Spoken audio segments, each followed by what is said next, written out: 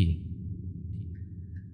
জনাব মোহাম্মদ লোকমান হোসেন সরকার, প্রধান আলোচক আতিকুর রহমান সাহেব, সভাপতি আখম মোফাজ্জল হোসেন সাহেব, সহ সভাপতি আপনাদের এলাকারই পরিচিত হাফেজ ASM সেলিম ভাই, উদ্বোধক হিসেবে ছিলেন আপনাদের এলাকার পরিচিত আমার অত্যন্ত শ্রদ্ধাভাজন ব্যক্তিত্ব জনাব মোহাম্মদ নজরুল ইসলাম ভাই, পোস্টারে উল্লেখিত হযরত উলামায়ে কেরাম, সামনে উপস্থিত আমার সমবয়সী কলিজার টুকরা যুবক ভাইয়েরা, পর্দার আড়ালে আমার মা এবং বোনেরা, সকলের প্রতি আমার অন্তরের অন্তঃস্থল থেকে সালাম। আসসালামু আলাইকুম ওয়া রাহমাতুল্লাহি ওয়া বারাকাতুহু।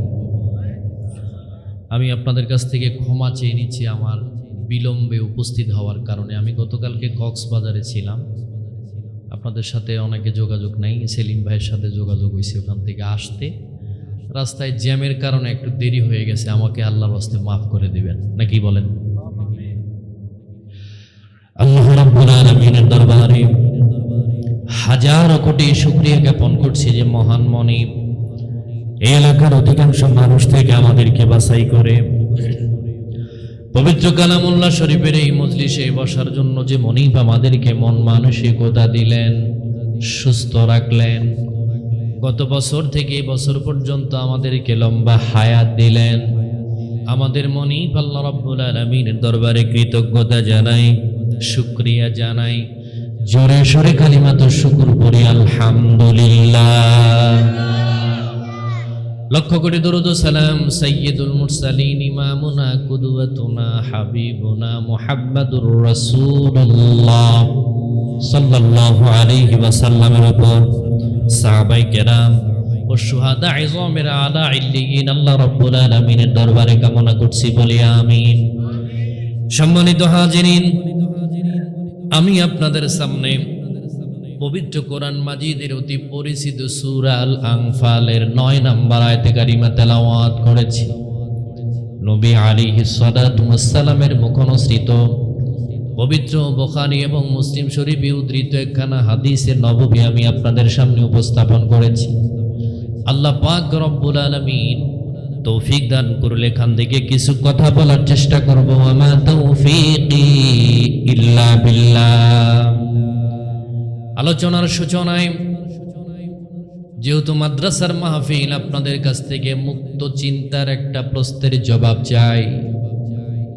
আমাদের বাংলাদেশের এমন এমন কিছু আশেকে রাসূল আছে, নামাজ নাই, রোজা নাই, পর্দা নাই, ওযু গোসলও ঠিক মতো করে না, এরা বছর বছর আশেকে রাসূল হিসাবে আবির্ভূত হয়, এরকম আছে না নাই? খালি কি আছে না একেবারে জাতীয় পর্যায়ে আছে? নাই। আল্লাহ রাব্বুল আলামিন আমাদের কাকে বললেন আশিকে রাসূল? আমি আমার আব্বাকে একেবারে 50 বছর পর্যন্ত একটা না শুধু আব্বা, বাবা, বাবা বিশেষায়িত যত শব্দ আছে সব আমি বললাম, কিন্তু আমার আব্বা যদি কয় যে তুই আমার বেটা না, তাইলে আমার কি পরিচয় আর থাকে? কথা কেন কেন আছে পরিচয়? তাইলে আমি যে 50 বছর একটা না আমার আব্বারে আব্বা বলে ডাকলাম, এই ডাকের কোনো ফজিলত নাই, সওয়াবও নাই। আপনি আশিকে রাসূল হিসাবে দাবি করলেন, আল্লাহর নবীকে এত ভালোবাসেন, এত মহাব্বত করেন, কিন্তু আমার আল্লাহর নবী যদি বলে যে আমি তোরে চিনি না, এই আশিকে রাসূল হওয়ার কোনো যৌক্তিকতা কি আছে? কথা কেন আছে? আল্লাহ রাব্বুল আলামিন এই পৃথিবীর সমস্ত মানুষদেরকে ডাক দিয়ে বলে, তোমরা শোনো, প্রকৃত পক্ষে আশিকে রাসূল কারা হবে, তাদের উপলব্ধি কেমন হবে, চিন্তা ভাবনা কাজকর্ম তাদের কি কেমন হবে, আল্লাহ রাব্বুল আলামিন পবিত্র কালামুল্লাহ শরীফের ভিতরে বিস্তারিত বলে দিয়েছেন। আমি শুধুমাত্র একা একা আশিকে রাসূল বললে আশিকে রাসূল হওয়া যায় না। আল্লাহ রাব্বুল আলামিনের হাবিব যদি আমাকে আশিক হিসাবে কবুল না করে, আশিকে রাসূলের কোনো দাম নাই। ও বন্ধু, পাগড়ি লম্বা থাকলে আশিকে রাসূল হওয়া যায় না, জুব্বা বড় থাকলে আশিকে রাসূল হওয়া যায় না। ও বন্ধু, এমনও আশিকে রাসূল আছে, মন খারাপ করবেন না, আমার সামনে স্টেজে অথবা নিচে দাড়িবিহীন কিছু মানুষ আমরা আছি না নাই? আছি। আমি কাউকে শরম দেওয়ার জন্য বলছি না। যদি আল্লাহ এবং তার নবীকে মহাব্বত না করতেন অন্তত প্যান্ডেলে বসতেন না।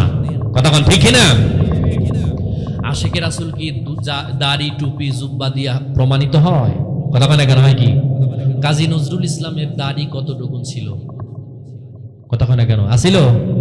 আর রবীন্দ্রনাথকে দেখলে মনে হইতো যে জিবরাইলের কোনো আত্মীয় স্বজন হবে, এরকম না? ওর দাড়ি দেখছেন নি কত বড়? কিন্তু ওই দাড়ি দ্বারা আল্লাহর জান্নাত তো দূরের কথা, ওর কাছাকাছি যাওয়ার কোনো সম্ভাবনা আছে? আমরা প্রত্যেক আলেম প্রায়জনই বলে যে বালাগাল উলাবি কামালি। এটা লেখককে জানেন কি আপনারা? শেখ সাদি রহমতুল্লাহি আলাইহি। সুবহানাল্লাহ বলেন। আপনি পিছনের ইতিহাস, এই সাহিত্যিক তাদের পিছনের ইতিহাসটা আপনি ঘেটে দেখেন। আল্লামা ইকবাল রহমতুল্লাহ আলাইহি ক্লিন সেভ করা মানুষ। শেখ সাদি রহমতুল্লাহ আলাইহির মুখের ভিতরেও কি নাই? দাড়ি নাই। আপনি এখন গুগলে সার্চ দিয়ে দেখেন।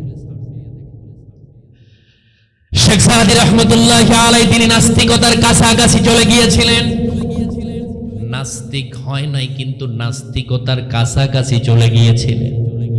তৎকালীন সময়ে তার মতো উচ্চ ডিগ্রিধারী শিক্ষিত মানুষ ওই সময়ের একজনও ছিল না।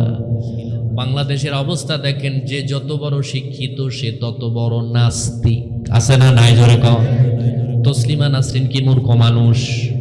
হুমায়ুন আহমেদ শরীফ, কথা বলে কেন? মুরগি কবির, জাফর ইকবাল সার, এরা কি কম শিক্ষিত না বেশি শিক্ষিত? কথা বলে কেন? এরা শিক্ষিত হতে হতে এমন পর্যায়ে চলে গেছে, আসিফ মহিউদ্দিন তার ব্লগের ভিতরে লিখেছিলেন, এই গণজাগরণ মঞ্চে যদি আল্লাহ নেমে আসে তারা নাকি আমার আল্লাহকেও ফাঁসি দিয়ে দেবেন। নাউজুবিল্লাহ। নাস্তিক কি না? জোরে বলেন। আছে না নাই? হুমায়ুন আজাদের একটা ছোট্ট বই আছে, বাদশার রাজ্যে 7 পাক। তিনি তার বইয়ের ভেতরে উল্লেখ করেছেন, সকালবেলা যখন মুয়াজ্জিন মসজিদের ভিতরে আজান দেয়, আমার কানের কাছে কেমন যেন মনে হয় বেশ্যা তার খদ্দেরকে ডাকছে। নাউজুবিল্লাহ। একটু আস্তে কর না, মায়ের আসতে। আপনারা কি ডরাইতেছেন? এনে কি সব আওয়ামী লীগ? তাহলে কোনো অসুবিধা আছে? যেহেতু সময় গেছেই, একটু লম্বা টাইম কথা বলে কোনো অসুবিধা আছে? আপনাকে বসা যাবে তো নাকি? তিনি যখন মারা যান, বিদেশ থেকে খবর আসলো ঢাকা মেডিকেল বিশ্ববিদ্যালয়ের ইমাম সাহেবের বাড়ি নোয়াখালী। ও আগেই বাগছে, নাস্তিকের জানাজা পড়ান লাগবে, তাই তিনি আগেই চলে গেছেন। কিন্তু জানাজা পড়ানোর আগে তিনি যেখানে মারা গেছেন তিনি ওসিয়ত করে গেছেন, আমার লাশ হিন্দুদের মতো পোড়ানেরও দরকার নাই, মুসলমানদের মতো দাফন করারও দরকার নাই। আমার লাশ ঢাকা মেডিকেল বিশ্ববিদ্যালয়ে দিয়ে দিবা। আমার লাশ কেটে কেটে মুসলমানের সন্তানেরা মেডিকেল সায়েন্স শিখবে। নাউজুবিল্লাহ। জোরে বলেন না। তার লাশটা যখন বাংলাদেশে আনা হলো, ওই ব্যক্তির লাশকে ঢাকা মেডিকেল বিশ্ববিদ্যালয়ের ভিতরে ঢুকতে দেবে না, কারণ ঢাকা মেডিকেল বিশ্ববিদ্যালয় মুসলমানের সন্তান আছে না নাই? আছে। কারো হাতে লাঠি, কারো হাতে ঝাড়ু, কারো হাতে জুতা নিয়ে গেটের কাছে দাঁড়ায় গেল। অ্যাম্বুলেন্সের ড্রাইভার কয়, ভিক্ষার দরকার নাই, আগে কুত্তা সামলা। কথা কি বোঝা গেছে? কি কয়? আগে কুত্তা সামলা। তার ধাওয়া খেয়ে অ্যাম্বুলেন্স সহ রেখে ড্রাইভার পলায়ে গেছে। আজও পর্যন্ত হুমায়ুন আজাদের লাশ কোথায় আছে কেউ বলতে পারে না।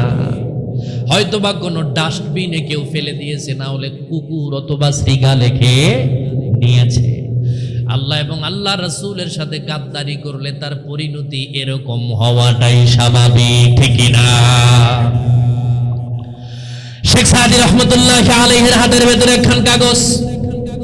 তিনি তৎকালীন সময় কবি হাফিজের কবিতা পড়ছেন, বসনু হাফিজ বতো গোয়াম কে গুলতা জানো মিমানত, বসনু হাফিজ বতো গোয়াম কে গুলতা জানো মিমানত, अगर मानत सभी दीगर नमी मानत, गुलज गुलशा जुदा गश्ता तोरुता जानमी मानत, गुलज गुलशा जुदा गश्ता तोरुता जानमी मानत, अगर मानत सभी दीगर नमी मानात। ও শেখ সাদী, তুমি তো এখন টকবগে যৌবন প্রাপ্ত যুবক, কিন্তু তুমি কি জানো বাগানের ফুল কয়েকদিন তরুতাজা থাকে, কয়েকদিন পরে সেটা চুপসে যায়, যায় কি যায় না?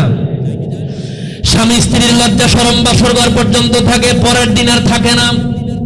থাকে শুধু বাসর ঘরের দিনই স্বামী আর স্ত্রীর ভিতরে লজ্জা শরমটা থাকে।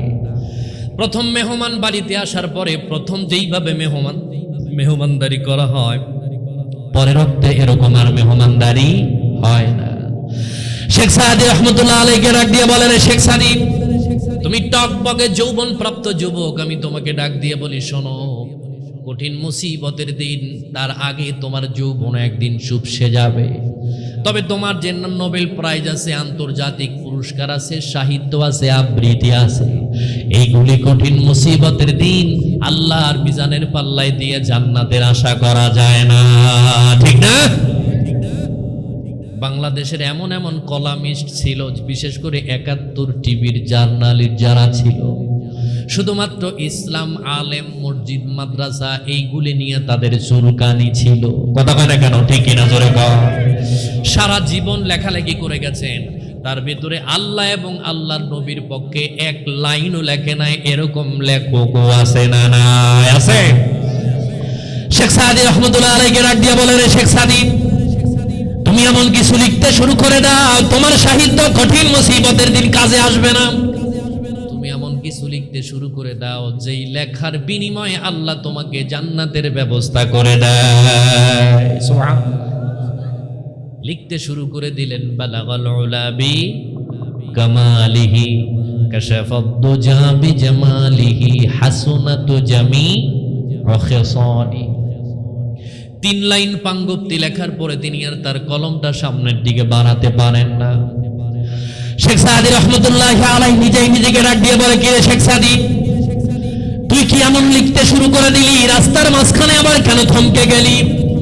যেই শেখ সাদী লিখতে বসলে ঘন্টার পর ঘন্টা চলে যেত, কি কারণে তুই থেমে গেলি, কি এমন হলো তোমার, তুমি বলো। শেখ সাদীর সমসাময়িক যত কবি সাহিত্যিক ছিল, সকলের পরামর্শ তিনি নিলেন, কিন্তু কবিতার পিছনের লাইনটা তিনি আর মিলাতে পারেন না। পবিত্র রমজানুল মুবারকের ২৭তম রাত, জীবনে প্রথম তিনি ২ রাকাত তাহাজ্জুদের নামাজ আদায় করে নিলেন। সুবহানাল্লাহ। কয় রাকাত? 2 রাকাত। শেখ সাদী রাহমাতুল্লাহি আলাইহি, গভীর রাত হয়ে গেছে, রাতের 2টা বাজে, 3টা বাজে, গভীর রাত, কেউ নাই। যে লেখাটা খাতার ভিতরে লিখেছিলেন ওইটা তার বাম হাতের ভিতরে আছে, ডান হাতের ভিতরে লেখনির কলমটা রয়ে গেছে। হঠাৎ করে তিনি নজর করে দেখে তার এই ভাঙাচোরা ঘরের ভিতরে পূর্ণিমার চাঁদের চেয়ে 19 কলঙ্ক একজন মানুষের আগমন।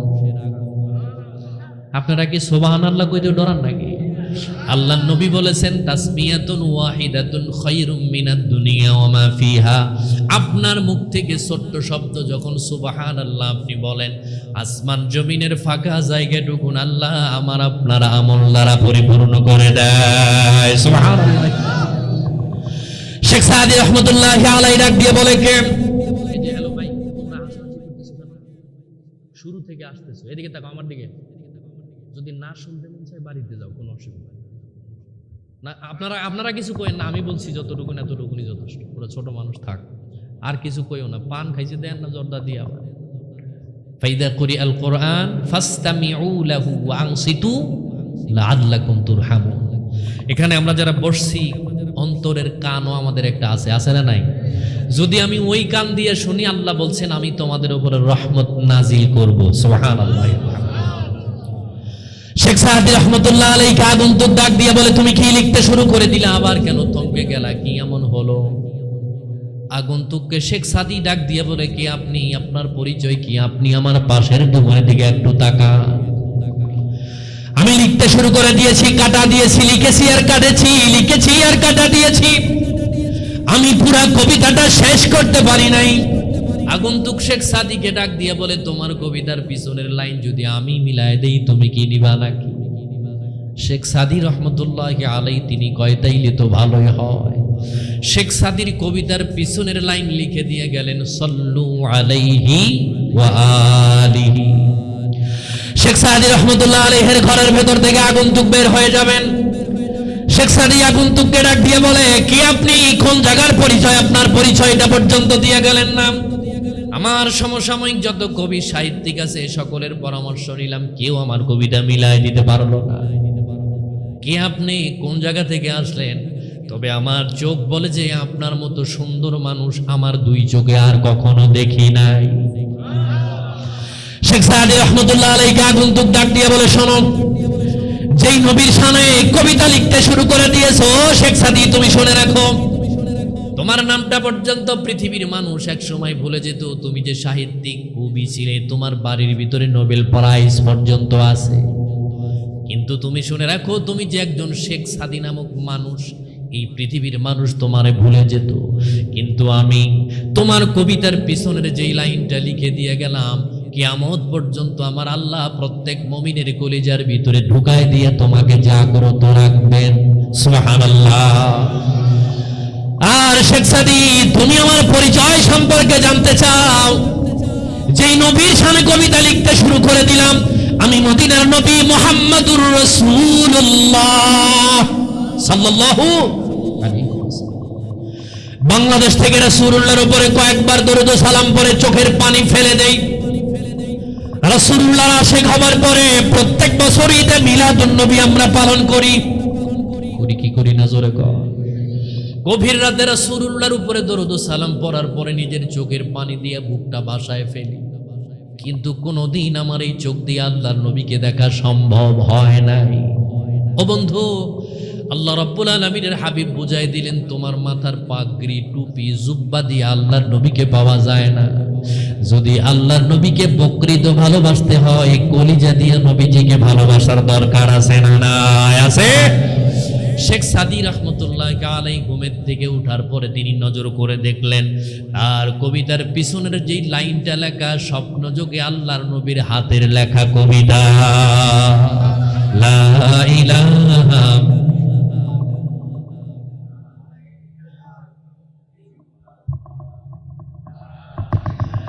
একটু মোহাব্বতে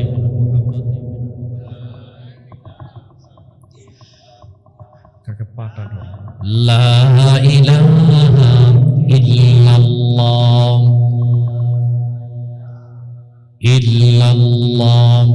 এপারে দরবার শুধু বাড়ি রে, ওই পারে তোর ভাষা, ভব দরিয়া পারি দিতে কেমনে করবি আশা রে, এপারে তোর বসত বাড়ি রে। পরকে লইয়া বসত করো আপন মানুষ ছাড়ি, আপন থুয়া করো কেন সদা পরের খবরদারি রে, এবার তোর বসত বাড়ি রে, ওই পারে তোর ভাষা, ভব দরিয়া পারি দিতে কেমনে করবি আশা রে, এপারে তোর বসত বাড়ি রে। লা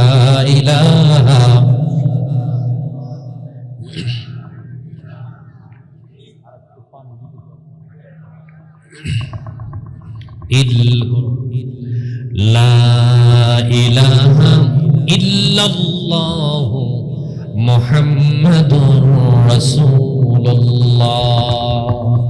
জবান ছেড়ে দিয়ে সকলেই বলি সাল্লাল্লাহু আলাইহি ওয়াসাল্লাম।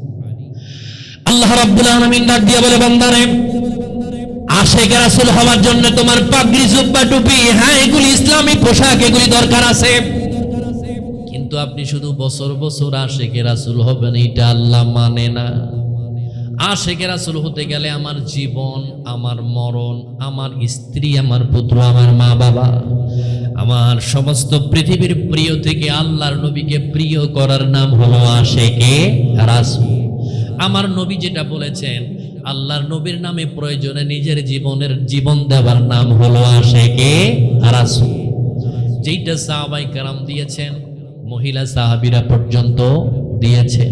আমি কয়েকটা দৃষ্টান্ত দিয়ে আমরা এই আলোচ্য আয়াতের মূল আলোচনার দিকে যাব ইনশাআল্লাহ। বলেন তো, ইসলামের প্রথম যুদ্ধের নাম কি? বদরের যুদ্ধ। মুসলমানের সৈন্য সংখ্যা কয়জন? 311 জন প্রথম, পরে 313 জন। আবু বকর রাদিয়াল্লাহু তাআলা আনহু আল্লাহর নবীর দলে, আব্দুর রহমান ইবনে আবু বকর রাসূলুল্লাহর বিপক্ষে আবু জেহেলের দলে। কথা বোঝেন নাই?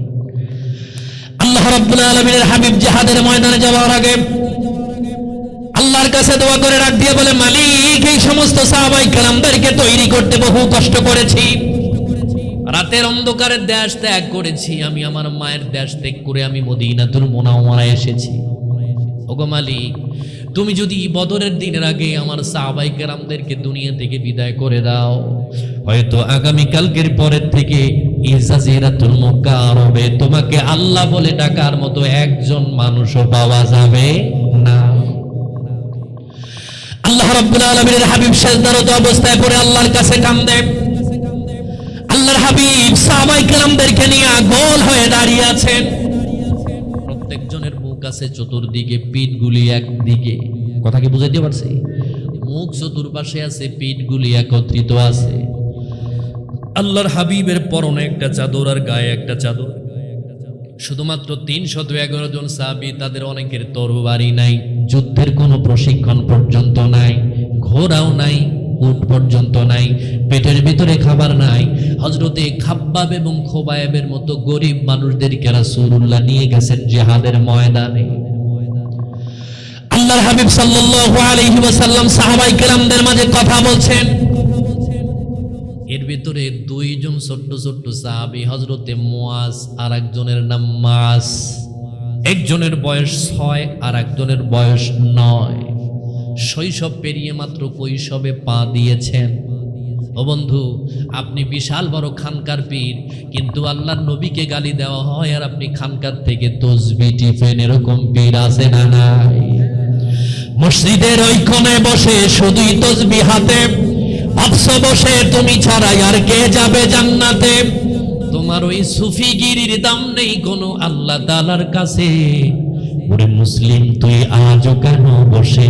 চারদিকে আজ মা বোনেদের কান্নার আওয়াজ আসে, আবার বিশ্ববাজি ভরে গেছে মুসলমানের লাশে। ওরে মুসলিম, তুই আজও কেন বসে? ঠিক না? আল্লাহ রাব্বুল আলামিনের হাবিব শিখাই দিলেন, তোমরা শোনো। আচ্ছা বলেন তো, আল্লাহর নবী যদি মদিনাতুল মুনাওয়ারা থেকে দোয়া করতেন, আল্লাহ কি দোয়া কবুল করতেন না? কথা বলেন কেন, করতেন কি?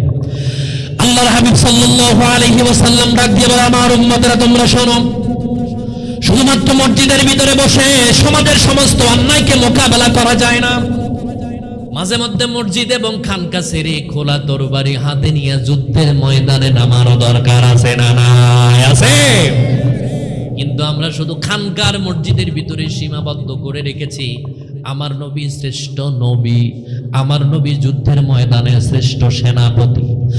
আল্লাহর হাবিব সাল্লাল্লাহু আলাইহি ওয়াসাল্লাম প্রধান বিচারক, আল্লাহর হাবিব রাষ্ট্রনায়ক, আল্লাহর হাবিব উত্তম স্বামী, আল্লাহর হাবিব তিনি উত্তম নানা। আল্লাহর নবী শিখায় দিয়ে গেলেন, শুধুমাত্র আলেমরা মসজিদ ভিত্তিক খানকা ভিত্তিক থাকবেন এটা হয় না। আল্লাহর নবী মসজিদে নববীর ইমাম, নামাজ পড়ার পরেই মসজিদে নববীর বাহিরে যে বাজার আছে তিনি ভেজাল বিরোধী অভিযানের ম্যাজিস্ট্রেট। সুবহানাল্লাহ কয়েন না? মা কি অবস্থা! রাসূলুল্লাহ শিখায় দিয়ে গেলেন, শুধু ইমামতি নয়, আমাদেরকে রাজনীতি শিখায় যে হুজুররা রাজনীতির বোঝেটা কি, এরকম আছে না নাই? হুজুর যেইটা বোঝে এটা বুঝতে তোমার আর একবার জন্ম নেওয়া লাগবে। কারণ হুজুর যেই রাজনীতি করে এটা আল্লাহ শেখানো রাজনীতি, দুনিয়ার ফাঁকসা পড়া রাজনীতি নয়। ঠিক না?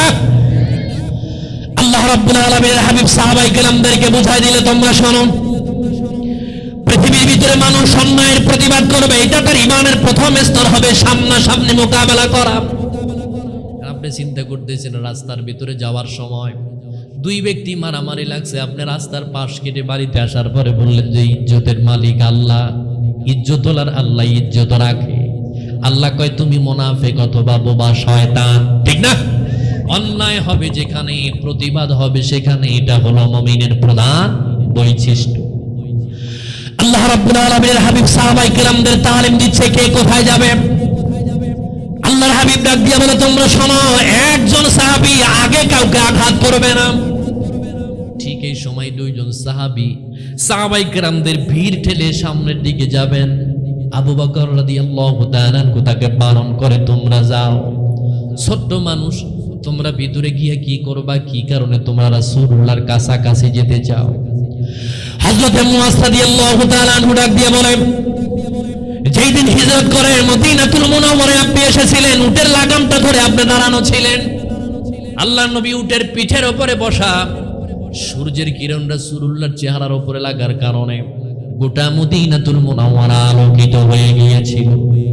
ওই দিন আল্লাহর নবীর উটের রশি ধরে আমি বলেছিলাম, উটের পা ধরে বলেছিলাম, ওগো আল্লাহর নবী, মক্কাতুল মুকাররমার কোন কাফের যদি আপনার উপরে আঘাত করতে আসে, আমাদের কলিজার ভিতরে এক ফোঁটা রক্ত থাকতে আপনার গায়ে আঘাত লাগতে দিব না।